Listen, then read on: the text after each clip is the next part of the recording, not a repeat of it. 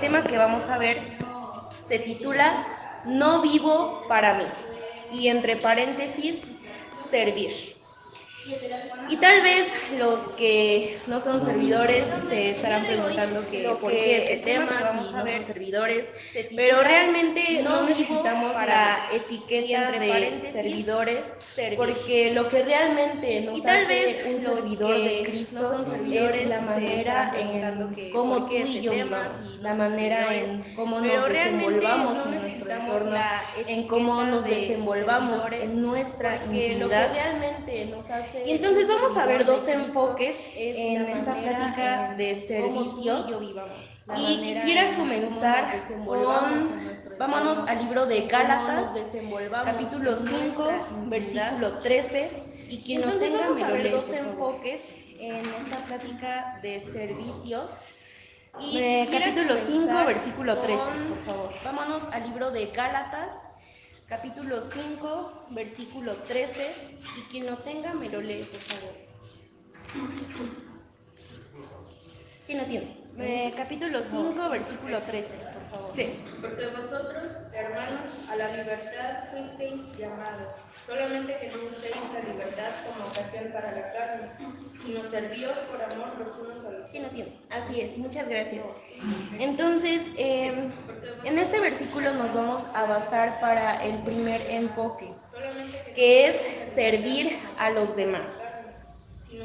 Y este versículo comienza diciendo, porque vosotros, hermanos, a libertad fuisteis llamados. Entonces, cuando tú fuiste a vivir esa renovación, tú fuiste llamado a libertad. Tú recibiste una libertad, un llamamiento a libertad. Fuiste sanado de muchas heridas, fuiste sanado de quizás de muchas cicatrices que habían en tu corazón. Tú fuiste libre, como te decía al principio, algo se encendió, porque por algo después de un mes, los que siguen aquí, pues tal vez siguen teniendo ese sentir en su corazón de lo que vivieron ese día, de lo que vivieron ese fin de semana. Pero fíjense bien, dice, porque vosotros, hermanos, a libertad fuisteis llamados. Entonces ya dijimos que esa libertad fue la que recibiste ese día, cuando decidiste entregarle tu corazón de lo que vivieron. Sigue diciendo, solamente que no uséis la libertad como ocasión para la carne. Y te decía que la plática se llama No vivo para mí. Entonces dice, solamente que no uséis la libertad como ocasión para la carne. Es decir, que esa libertad que recibiste no la debes usar para ti, no la debes usar para tu propio beneficio, no la debes usar para tus propósitos. Dice, sino servíos por amor los unos a los otros. Esa libertad que Dios te dio no es para que cumplas tus propósitos, no es para que cumplas tus deseos o tus metas.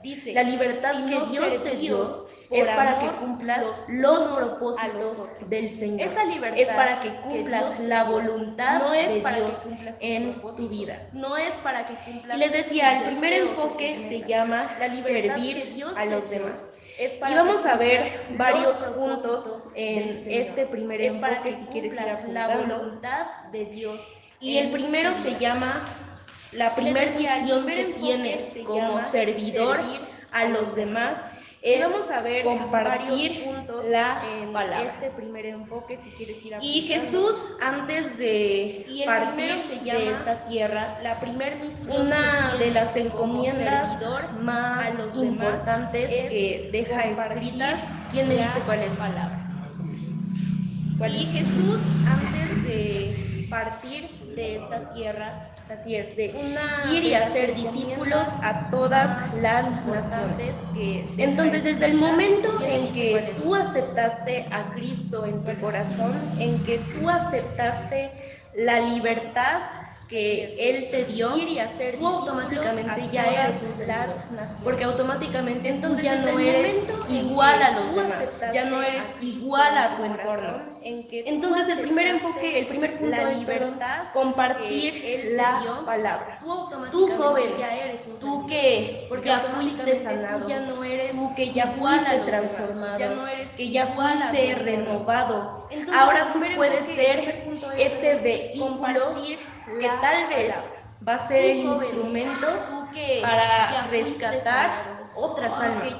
Tal vez tú vas a ser el instrumento o el vehículo para que más jóvenes que quizás en este momento están en la condición en la que tú te encontrabas, que quizás están en la condición de dolor, de pecado, de confusión en la que tú te encontrabas. Tú puedes ser el vehículo para que esos jóvenes también puedan ser transformados, así como tú fuiste transformados. De verdad que de dolor, tú piensas de confusión en ese día, a lo mejor en la renovación pasada fuiste como servidor, pero pues, viviste una renovación, tal vez hace años, pero viviste una renovación, viviste un encuentro con Jesús. En ese día, entonces piensa en ese momento cuando Jesús te conquistó, cuando Jesús transformó tu vida, cuando Jesús sanó las heridas de tu corazón. Y piensa que ahora tú puedes ser el vehículo, que ahora en tus manos está el que más personas conozcan de Jesús, que ahora está en tus manos el que más personas vivan la transformación que ahora en tus manos está, porque te vuelvo a repetir, allá afuera hay muchísimos jóvenes, que están en la condición en la que tú vivías. Si puedes recordar cómo era tu vida antes de Jesús, porque te vuelvo a repetir, tal vez allá afuera hay muchísimos de vacíos, de dolor, de soledad, de fracasos, no sé cómo era tu vida antes de Jesús, pero pienso que allá afuera hay muchos jóvenes que pueden estar viviendo lo mismo que tú, o cosas peores, y que en tus manos está el que esas jóvenes también sean transformados. ¿Cómo era tu vida? Entonces, al momento que tú fuiste transformado, te conviertes en un servidor de Cristo. Y tu primera encomienda es compartir la palabra, es compartir lo que Dios hizo en ti. Entonces, y el siguiente es como un punto 2 en 1, y es actos de bondad y ayudar a otros. Lo que Dios hizo en ti. Y en la renovación hubo una frase, un punto 2 en 1, la dijeron en 2 predicas y que se me quedó muy marcada.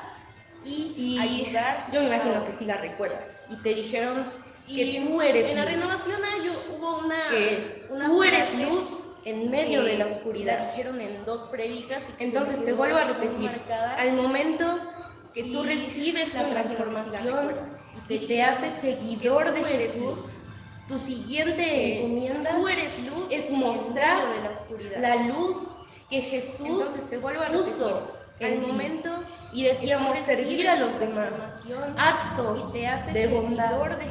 ¿Quién me dice dónde empieza el servicio? Es mostrar en la luz, así es, Jesús. Y el servicio empieza en el hogar, porque así como nos comportamos en nuestro hogar, es lo que verdaderamente tú y yo somos en la casa. Así como te comportas en nadie te ve, donde quizás nadie te puede juzgar. Eso es lo que verdaderamente eres.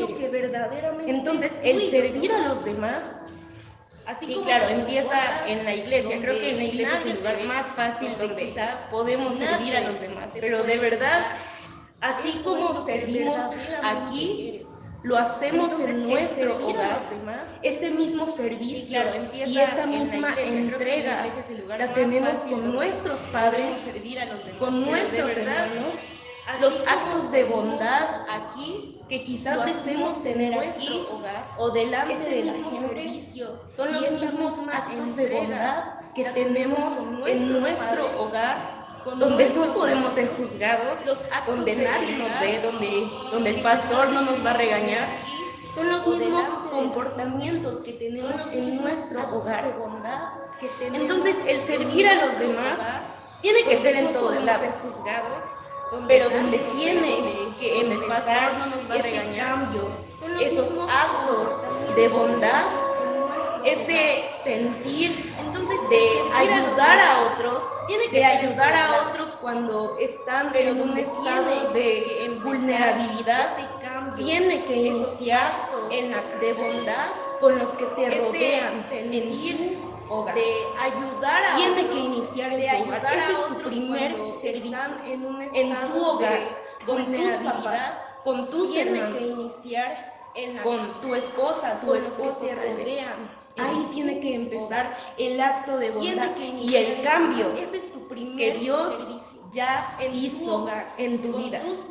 Y te decía, muestra la luz que Jesús puso en ti, para que donde quiera que vayas, de verdad la gente pueda ver que se puede acercar a ti para pedirte un favor. O sea, son ejemplos muy burdos. Para pedirte un favor, para pedirte que hagas algo por ellos, que de verdad la gente pueda verte como un lugar seguro donde quizás se pueden acercar a desahogarse, donde quizás pueden llegar a soltar sus cargas, que realmente tú seas ese lugar seguro para muchas personas, que realmente muestres la luz que Jesús puso en ti, que no seas lo mismo, que realmente llegó a ese lugar seguro para muchas personas. Y bueno, ese es el primer enfoque de no vivo para mí. Y el segundo es servir a Dios. Ya vimos servir a los demás, ahora vamos a ver servir a Dios. Y vámonos a Juan capítulo 12, versículo 26. Igual, quien lo tenga, me lo lee. Es servir a Dios. Ya vimos servir a los demás, ahora vamos a ver servir a Dios. Y vámonos a Juan 6, capítulo 12, versículo 26. Igual, quien lo tenga, me lo lee. Si alguno me sirve, sígame, y donde yo estuviere, ahí también estará mi servidor. Si alguno me sirviere, mi Padre. Juan 12, 26. Gracias. Entonces te decía, en pocas palabras, tú ya no tienes de otra, porque has decidido permanecer y porque Dios ya ha puesto en tu corazón la etiqueta de servidor de Cristo. En pocas palabras, y como te decía, lo que define a un verdadero servidor de Cristo es la manera en cómo Dios vive. Y te decía, Dios ya te dio esa etiqueta en tu corazón de servidor de Cristo, porque ya te dio una identidad, porque ya fuiste transformado, porque ya fuiste perdonado, porque ya te ha hecho nuevo, porque no eres lo mismo que llegó a esa renovación. Pero fíjate lo que dice. Si alguno me sirve, o sea, tú joven, tú ya eres un servidor de Cristo. Si alguno me sirve, sígame. Y seguir a Dios es querer acercarse al carácter de Jesús. Dice, si alguno me sirve, sígame. Y donde yo estuviere, allí también estará mi servidor. Es decir, que a donde sea que Dios, que Jesús mueva tu vida, mueva tus circunstancias, mueva tu entorno, allí tú tienes que estar servidor. Allí tú tienes que aceptar los cambios que Jesús decida hacer en tu mueva tu vida, que tú tienes que aceptar quizás los cambios de planes, de propósitos que Jesús tenga para tu vida. Y volvemos al título de la plática. No vivo para mí. Y es que no vivimos para nosotros. No fuimos creados para nuestros propósitos. Y vamos a ver de nuevo los puntos que hacen un buen servidor de Dios. Y es que no vivimos para nosotros. Y el primero es tener una relación con Él. Y vamos a ver. Bueno, pues en esto entra leer su palabra, tener un tiempo de intimidad con Él. Y el primero es parte de tu vida, tomarlo en cuenta para cada decisión que tú tomes. Y desde luego, orar. de hablar con él, tomarlo en cuenta todos los días de tu vida. Y como te decía, para el servidor, el verdadero servidor de Cristo, es quien vive conforme a los planes de el Señor de tu vida. Y un verdadero servidor no es el que tiene las acciones solamente delante de vive conforme un verdadero servidor comienza estas acciones en su intimidad. No es el verdadero servidor inicia su relación con Jesús en su intimidad, donde nadie lo ve, donde no puede ser juzgado, donde no hay nadie que lo regañe.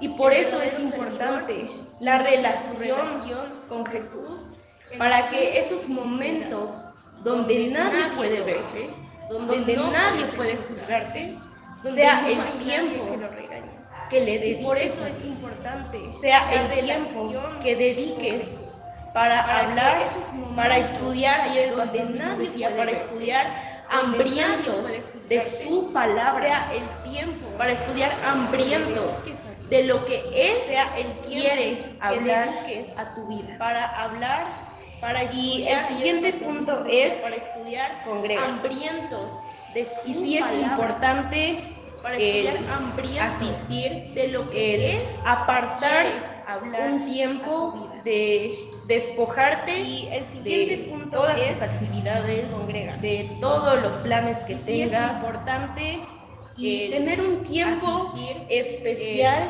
para tener una comunión con Él en la iglesia. Despojarte en este momento que estamos teniendo únicamente dedicado al Señor, sin distracciones, sin nada que nos pueda apartar de este tiempo donde recibimos el alimento principal que el Señor prepara para nosotros. Únicamente dedicado. Entonces, pero todos los puntos que vamos a ver no es de, ay, sí cumplo uno, sí cumplo otros. Un verdadero servidor cumple cada uno de los puntos que estamos viendo, porque de nada sirve que sí vengamos entonces, pero todos los puntos que vamos a ver no faltemos si no tenemos una relación con Él, si no tenemos una intimidad profunda con el Señor. Si la única vez que abrimos nuestra Biblia son los fines de semana, pues realmente no nos sirve de mucho lo que estamos recibiendo si no tenemos una relación. Para que pueda servir lo que estamos haciendo, tenemos que cumplir con todos los puntos que hacen a un buen fines de semana, pues realmente entonces ya vimos que tenemos que tener una relación con Él aquí. Para que pueda servir lo que estamos haciendo, tenemos que cumplir con todos los puntos que hacen a un buen servidor. Entonces ya vimos que tenemos que tener una relación con Él, tenemos que congregarnos. Y el siguiente punto son diezmos y nuestras ofrendas. Pues realmente estamos reconociendo que todo lo que tenemos en nuestra vida, que el pan que hay en nuestra mesa, que los cimientos que hay en nuestro hogar, es únicamente gracias al Señor. Y solamente le estamos dando lo que a Él le pertenece. El darle nuestros diezmos y nuestras ofrendas es agradecerle a Dios por lo que Él nos da todos los días de nuestra vida. Y es una disciplina, porque no es nada fácil desprendernos de algo para dárselo al Señor, para entregárselo al Señor. Y el último punto de este segundo enfoque, y el más importante que hace a un buen servidor, es serle fiel. Y se subía una imagen en la semana que decía: 1000 veces yo le he fallado al Señor, y a pesar de eso Él siempre ha sido fiel, siempre ha sido fiel. Entonces tú y yo, servidor, que ya fuimos renovados, que ya fuimos transformados, que ya fuimos sanados, como te decía al principio, tu responsabilidad y la mía es hacer que esta llama que se encendió cuando fuimos renovados, nuestro trabajo es mantener viva esa llama.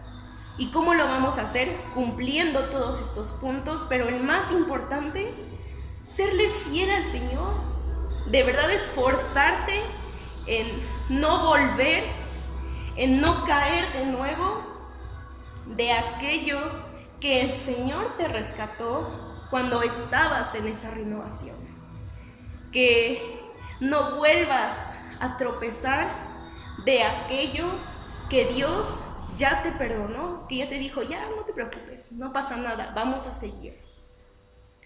¿Y por qué es importante todo esto que hace a un buen servidor? ¿Por qué es importante servir a los demás? ¿Cuál es el propósito de servir a los demás y de servir a Dios? Te voy a leer un versículo que viene en Hebreos 6:10, y fíjate lo que dice. Dice, pues Dios no es injusto, no olvidará con cuánto esfuerzo han trabajado para Él y cómo han demostrado su amor por Él sirviendo a otros creyentes como todavía lo hacen.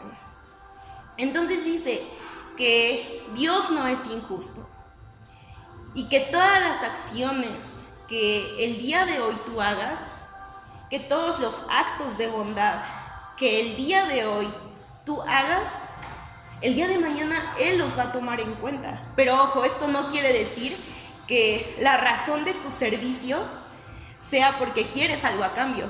La razón de tu servicio no debe ser, por ejemplo, la razón de tus diezmos y ofrendas no sea porque sabes que el día de mañana vas a recibir más dinero. La razón de servir a los demás no sea porque el día de mañana esperas algo a cambio, esperas que te devuelvan el favor.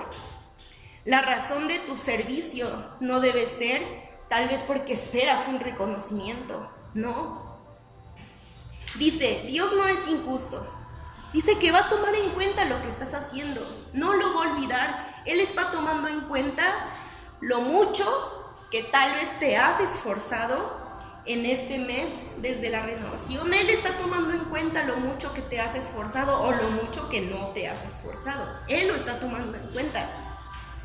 Pero fíjate bien, dice, no olvidará con cuánto esfuerzo han trabajado para Él y cómo han demostrado su amor por Él, sirviendo. O sea, está diciendo, no olvidará que han demostrado su amor sirviendo. Es decir, que tu servicio va a empezar a dar frutos cuando lo hagas realmente con un corazón genuino. Tu servicio Dios lo va a empezar a tomar en cuenta para el día de mañana cuando lo hagas porque amas a Jesús, porque amas a Dios, porque quieres serle fiel, porque ya no quieres volver a caer en eso que te esclavizaba y te ataba. Entonces el Señor quiere que trabajes para Él, pero genuinamente, con amor. Si no, no sirve de nada. ¿De qué sirve que hagas un acto de bondad si lo haces con mala gana, si lo haces con caras, si lo haces de mala manera? No sirve de nada.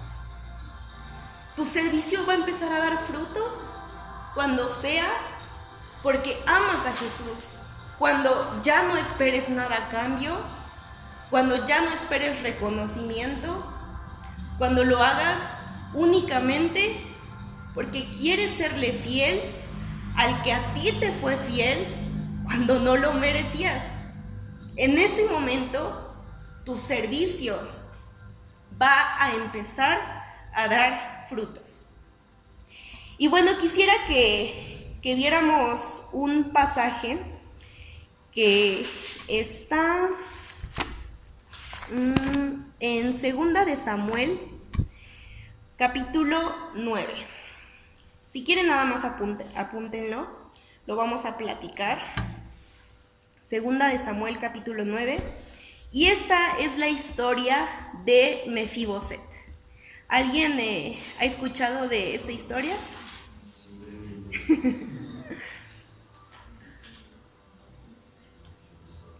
Realmente es una historia, pues realmente que al menos a mí impacta. Y esta historia se llama Bondad de David hacia Mefiboset. Y bueno, como les digo, está en 2 de Samuel capítulo 9, se las voy a platicar. Si después ustedes la quieren leer, adelante. Bueno, todos conocemos al rey David, ¿no? El de David y Goliat, que venció al gigante. Bueno, para este punto, David ya era rey. Y para este punto, Saúl y Jonatán ya habían muerto. El rey Saúl fue el rey que estaba antes de que gobernara David. Y Jonatán era hijo del rey Saúl.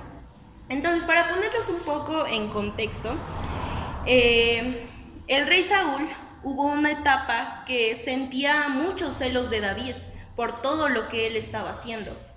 Y narra la escritura que hubo un tiempo en que Saúl en diversas ocasiones intentó matar a David, intentó hacerle daño a David.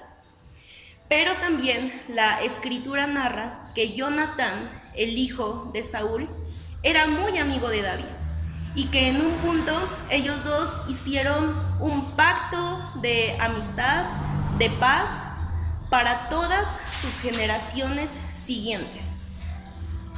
Entonces, ahora sí, aquí es donde vamos a hablar de Mefiboset. Mefiboset era hijo de Jonatán, es decir, nieto de Saúl. Y te digo, para este punto David ya era rey. Y comienza este capítulo, dice: Dijo David: ¿ha quedado alguno de la casa de Saúl a quien haga yo misericordia por amor de Jonatán? Lo que te decía, David y Jonatán eran muy amigos. David sentía un gran amor por Jonatán.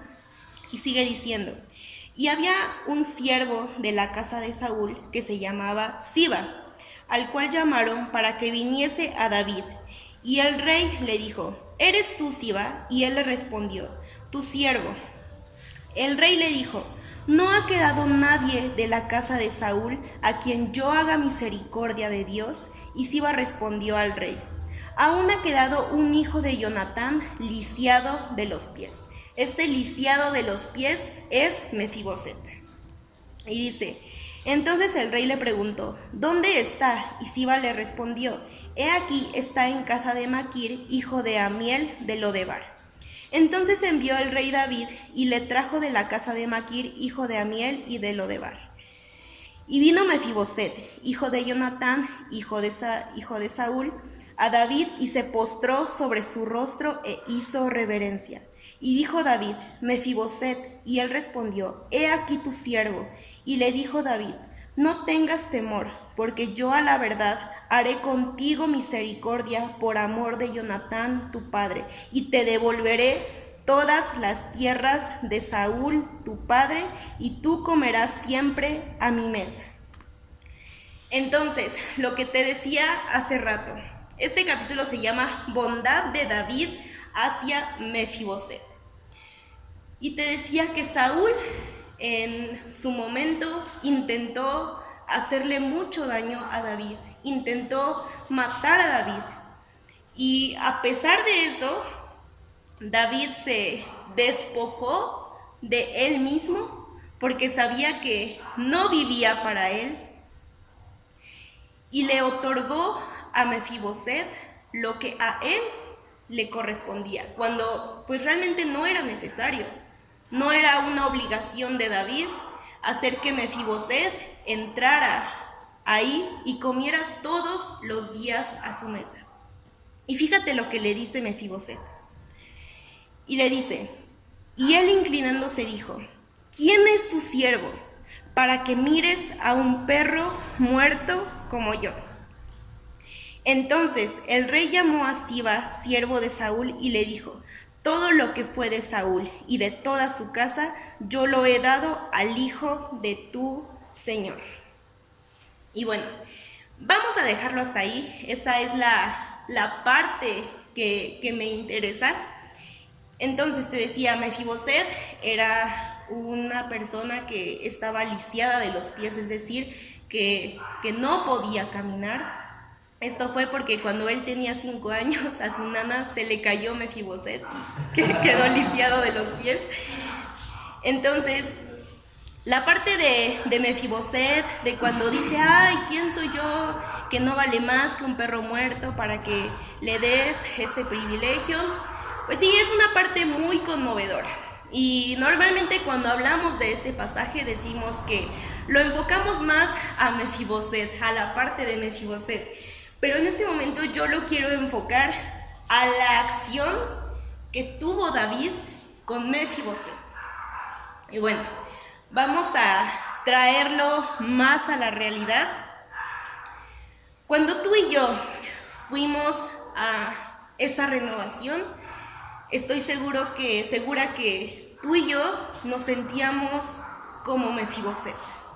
Tú y yo llegamos como ese lisiado, lleno de heridas, con mucha vergüenza, y así como dice Mefiboset, que no sentía que valiera más que un perro muerto. Estoy segura que en esa condición tú y yo llegamos a esa renovación. Y en su momento el Señor fue ese rey David que no le importó y nos sentó a su mesa y sanó esas heridas y nos dijo, no temas porque desde el día de hoy tú entrarás a mi reino y comerás todos los días a mi mesa. En su momento el Señor fue nuestro rey David que nos curó, que nos sanó y nos dio otra oportunidad, así como el rey David lo hizo con Mefiboset, a pesar de lo que su abuelo de Mefiboset había intentado hacer con el rey David. Entonces te decía, uno de los puntos que yo te decía era compartir de su palabra, que ahora tú puedes ser el vehículo que quizás va a transformar la vida de más jóvenes. Ahora tú, servidor, tu misión es ser como David, porque te aseguro que allá afuera hay miles de jóvenes que son como Mefiboset, que tienen vergüenza, que están lisiados internamente, que tienen heridas y que quizás no han tenido a un David que los recoja, así como a Mefiboset. Entonces, servidor, el Señor ya te rescató, a ti, Mefiboset. Ahora el Señor quiere que te quites esa etiqueta de Mefiboset y te pongas la etiqueta de David, porque tú ya fuiste sanado. Tú ya fuiste a esa renovación y fuiste curado. Tú ya recibiste una nueva oportunidad. Tú ya no eres Mefiboset. Tú eres David. Y tu misión es ir por todos los que están allá afuera que aún no han sido sanados, que aún no han sido liberados de su condición de lisiados. Y yo te decía al principio que la llama que se encendió ese día, no permitas que se apague, no permitas que el trabajo que tanto te costó hacer en ese momento sea inútil. No permitas que el trabajo que hiciste, así que todo lo que tuviste que entregar, que todo lo que tuviste que recordar, que esas heridas que tuviste que abrir para que fueran sanadas, no permitas que todo eso sea en vano. No permitas que todo eso en un futuro dé igual. No permitas que eso en un futuro no importe. Tú ya no eres igual a los demás. Tú ya no eres igual a ese lisiado que llegó a esa renovación. Tú ya fuiste sanado. Ahora tienes una misión. Tú ya fuiste acogido. Tú ya fuiste sanado. Ahora tu misión es ser ese vehículo para que más almas un día puedan contar el testimonio de que Dios también los amó. Así que, joven, que valga la pena el trabajo que hace un mes fuimos a hacer. Tienes una encomienda. Ya, tus heridas ya sanaron. Ahora tienes una responsabilidad. Ahora tú eres un servidor de Cristo que tiene que comportarse como tal, que tiene que estar a la altura de lo que Jesús hizo por ti ese día. Así que, ¿por qué no cierras tus ojos?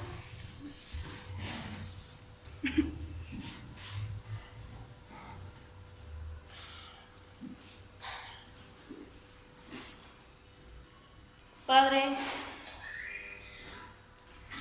en esta tarde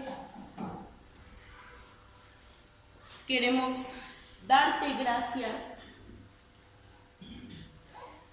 Primeramente, Señor, queremos darte gracias por lo que hiciste en nosotros.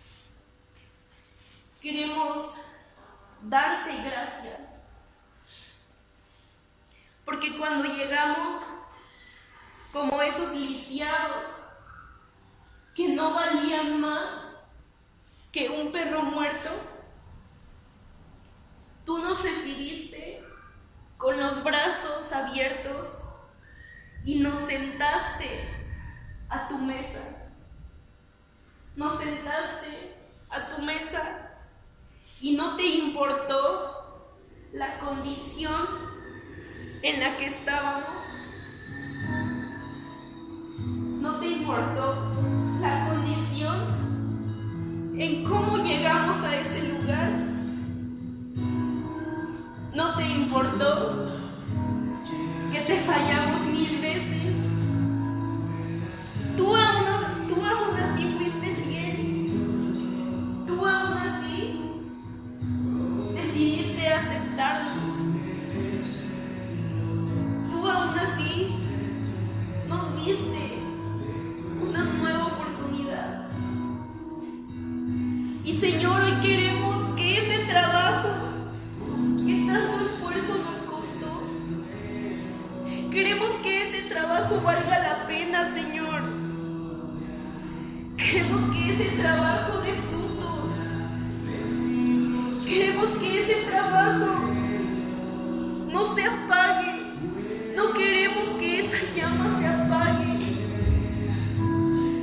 No queremos que esa llama que se encendió sea en vano, Señor. No queremos vivir